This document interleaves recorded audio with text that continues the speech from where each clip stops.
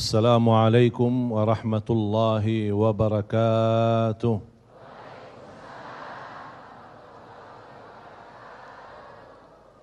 Alhamdulillahi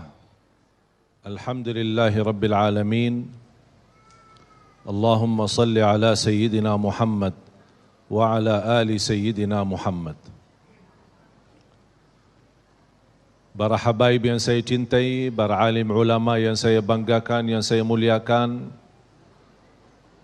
para umara yang hadir dalam kesempatan ini, ada alhamdulillah Bapak Wali Kota Jakarta Utara. Selamat datang Pak, alhamdulillah bisa bergabung bersama kita.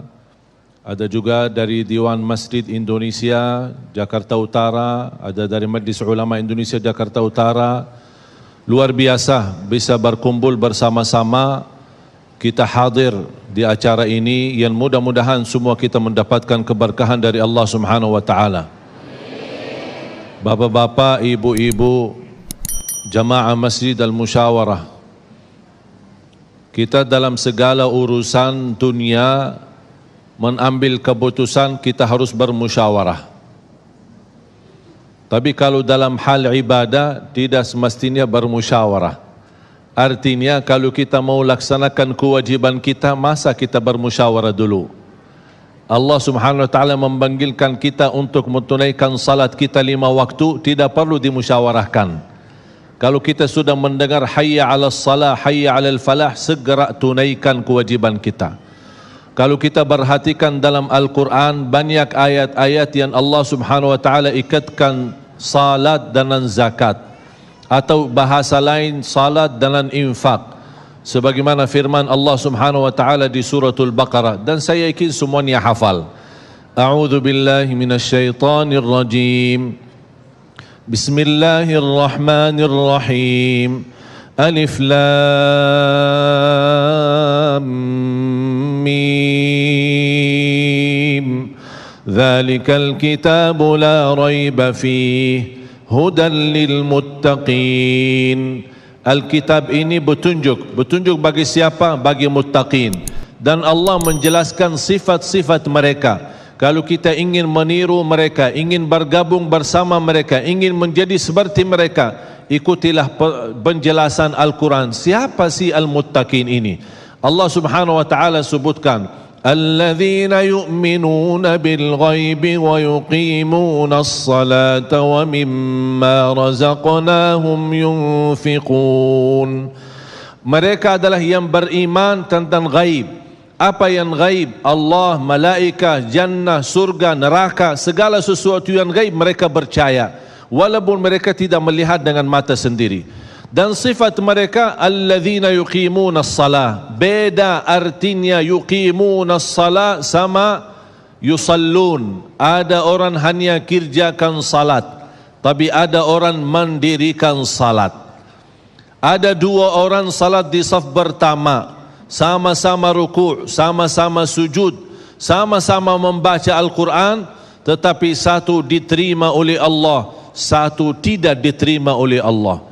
Apa persoalannya? Karena satu menghadap Allah dengan hatinya, dan satu hanya menghadap Allah dengan fisik badannya. Makanya kita melihat orang yang salat dengan hatinya, nikmat salatnya, bisa tenang bacaannya, tenang rukuknya, tenang sujudnya. Beda sama orang yang buru-buru melaksanakan salat. Saya pernah masuk satu masjid, habis saya tahiyatul masjid duduk. Saya melihat seorang baru masuk dan juga tahiyatul masjid. Saya melihat gerakan salatnya, subhanallah, bukan subhanallah, na'udzubillah. Luar biasa cepat.